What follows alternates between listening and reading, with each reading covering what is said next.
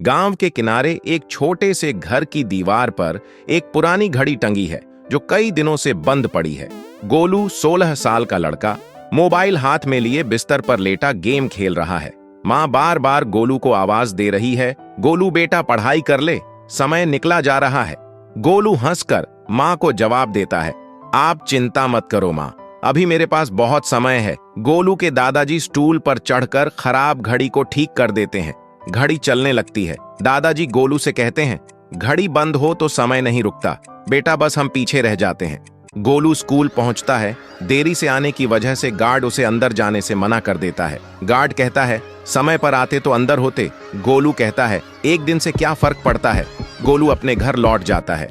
Teacher test paper बांटते हुए कहती हैं, जो समय की कद्र नहीं करता, मौका भी उसकी कद्र नहीं करता।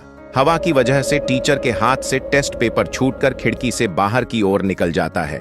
पेपर उड़ता उड़ता गोलू की खिड़की से अंदर आता है। पेपर पर लिखा है, अवसर।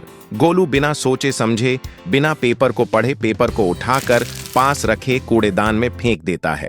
गोलू सोते हुए सपना देखता है कि वो नौकरी के लिए बड़ी कंपनी में इंटरव्यू देने आया है। इंटरव्यूअर गोलू से पूछता है, आप देर से क्यों आए। गोलू कुछ जवाब नहीं देता। इंटरव्यूअर गोलू से कहता है, आप लेट हो चुके हो, हम आपको नौकरी नहीं दे सकते। गोलू का सपना टूटता है। गोलू घबराकर उठता है। गोलू पसीने में भीगा हुआ, अलार्म बज रहा है। सुबह 5 बजे हैं। गोलू अलार्म को बंद करके फिर से दोबारा से बिस्तर में सो जाता है। सूर्योदय होता है। गोलू के दादाजी अपने घर के बगीचे में पौधों को पानी खाद दे रहे हैं। दादाजी पौधों को पानी देते हुए कहते हैं, जो सुबह बोता है वही शाम को काटता है।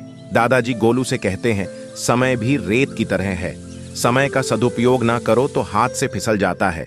अगले दिन गोलू के एग्जाम्स का रिजल्ट आता है। अध्यापक गोलू को उसका टेस्ट पेपर देती है। गोलू देखता है, उसके टेस्ट में अपने दोस्तों के मुताबिक कम अंक आए हैं। वह निराश हो जाता है। अगली सुबह गोलू अकेला छत पर किताबों के साथ बैठा है। दादाजी उसके पास आते हैं। दादाजी गोलू से कहते हैं, समय को खर्च मत करो, निवेश करो। गोलू पूछता है, वो कैसे। दादाजी मुस्कुराते हुए नोटबुक में बना टाइम टेबल गोलू को ध्यान से समझाते हैं। गोलू दिन रात टाइम टेबल के मुताबिक पढ़ाई में मेहनत करता है और फोन से दूर रहता है। स्कूल का दिन, सभी बच्चे अपने अपने पेरेंट्स के साथ रिजल्ट लेने आए हैं। सभी बच्चे बहुत खुश हैं। गोलू अपने माँ और दादाजी के साथ रिजल्ट लेने आया है। माँ कहती हैं, बेटा तुम बहुत अच्छे नंबर लाए हो। गोलू के अच्छे नंबर आए हैं। दादाजी गर्व से देखते हैं। टीचर कहती हैं, देखा, समय ने तुम्हारा साथ दिया।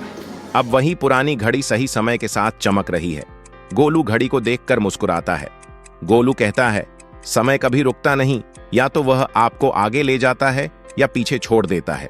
इस कहानी से हमें यह सीख मिलती है कि जो समय का सम्मान करता है, समय उसका सम्मान करता है।